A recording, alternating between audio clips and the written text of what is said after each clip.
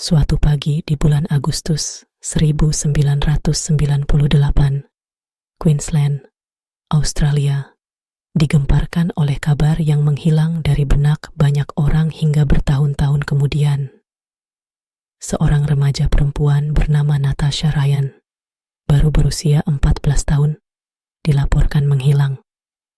Dia bukanlah anak yang suka membuat masalah, sehingga berita kehilangannya menyebar dengan cepat. Orang-orang mulai bertanya-tanya, kemana Natasha pergi? Apakah dia melarikan diri? Atau ada yang lebih mengerikan? Dalam sekejap, kasus ini menjadi berita utama, tidak hanya di kota Rockhampton tempat Natasha tinggal, tapi juga di seluruh Australia. Pencarian besar-besaran dilakukan oleh polisi, keluarga, teman, dan relawan. Anjing pelacak, helikopter, hingga penyelaman di sungai dilakukan, namun hasilnya nihil. Tidak ada jejak, tidak ada petunjuk.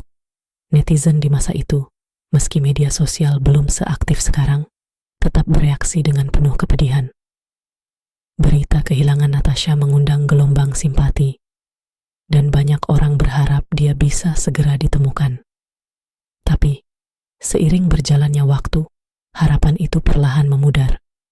Tahun demi tahun berlalu, tanpa ada kabar atau petunjuk baru. Bahkan, Leonard Fraser akhirnya diadili atas tuduhan pembunuhan beberapa gadis, dan dia juga dituduh membunuh Natasha. Kesaksian palsu dari narapidana lain yang ingin memperburuk keadaan Fraser menyebutkan bahwa Fraser telah mengaku membunuh Natasha dan menguburnya di suatu tempat.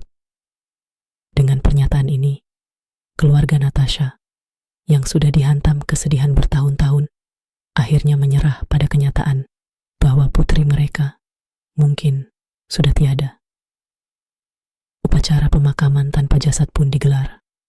Orang-orang menangis. Foto Natasha dipajang dengan indah. Netizen yang mengikuti kasus ini menyebarkan ucapan duka, meresapi betapa tragisnya kehilangan anak di usia begitu muda. Rasanya seolah-olah lembaran hidup Natasha telah ditutup selamanya. Setiap orang berusaha move on, namun rasa kehilangan itu tetap membekas.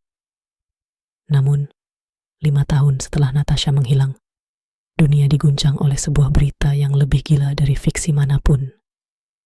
Di saat pengadilan Fraser sedang berlangsung pada tahun 2003, di mana dia diadili atas serangkaian pembunuhan, seorang pengacara tiba-tiba melontarkan pernyataan yang mengejutkan. Natasha Ryan ternyata masih hidup. Bayangkan, selama bertahun-tahun kita percaya bahwa dia telah mati. Bahkan upacara pemakamannya sudah digelar, dan kini ada berita bahwa dia masih bernafas. Natasha ditemukan di rumah pacarnya, Scott Black, yang berusia 22 tahun saat dia menghilang.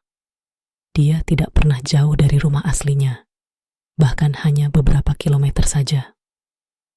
Natasha, yang saat itu remaja, memilih kabur dari rumah karena merasa tertekan oleh kehidupannya.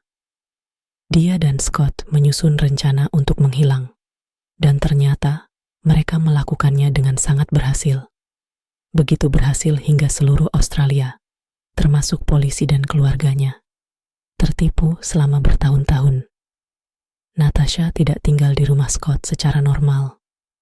Sebagian besar waktunya dia habiskan bersembunyi di dalam lemari, terutama ketika ada tamu atau ketika polisi datang mengetuk pintu. Mereka mengira dia sudah mati, tapi ternyata dia berada di tempat yang sangat dekat, hanya saja tersembunyi dari pandangan.